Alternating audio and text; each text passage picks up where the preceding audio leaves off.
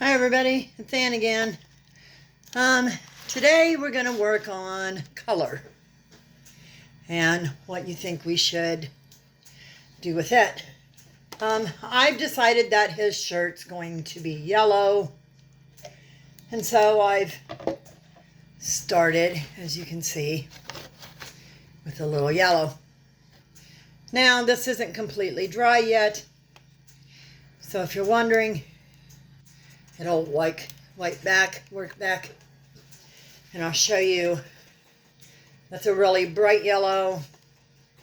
I think I wanted a little duller, a little dingier looking.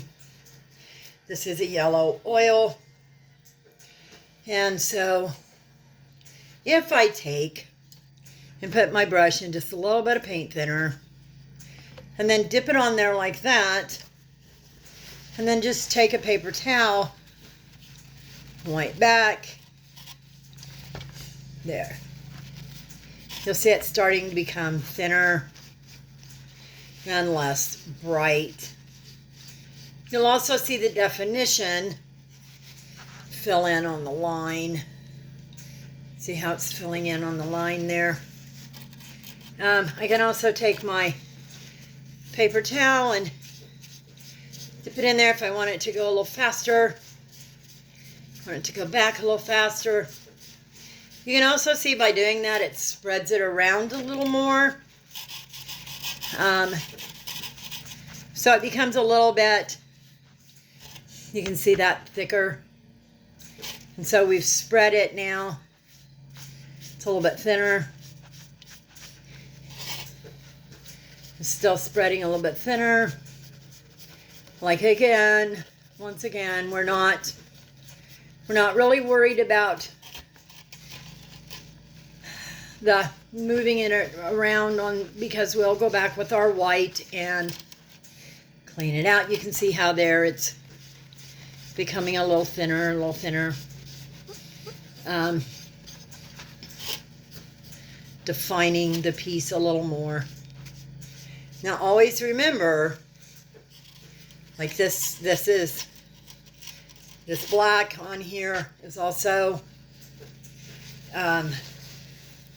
it's also oil, so the paint thinner will rub it off.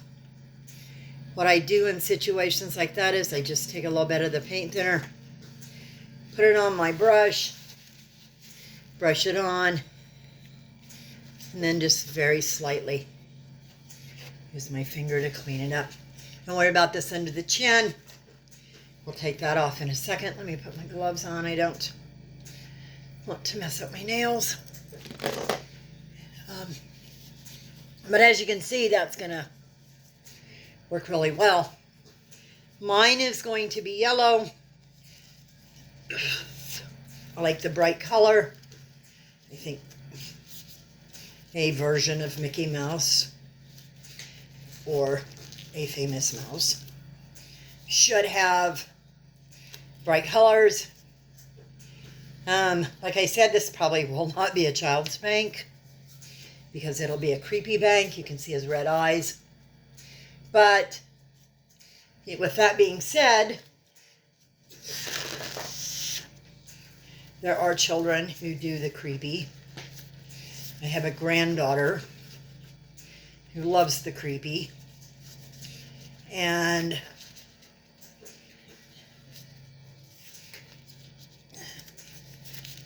so, you know, I guess it depends on the child and what the child's parents will let them have. This is the yellow I'm using. Once again, it is one of my old throwbacks I go to. It is the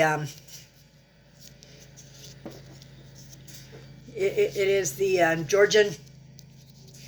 I go to that throwback quite a bit because I like the way the Georgian paints cover.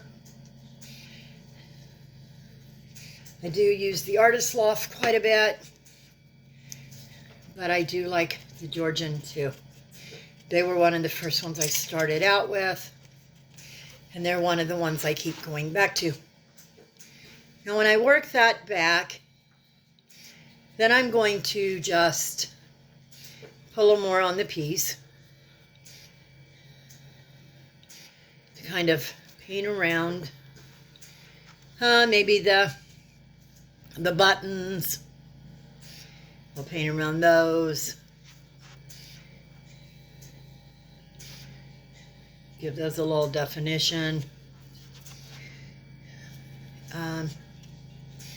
We'll paint around. The hands will not be yellow. They'll be white. But like I said, that's something we can do later. I put all my dark pieces on first.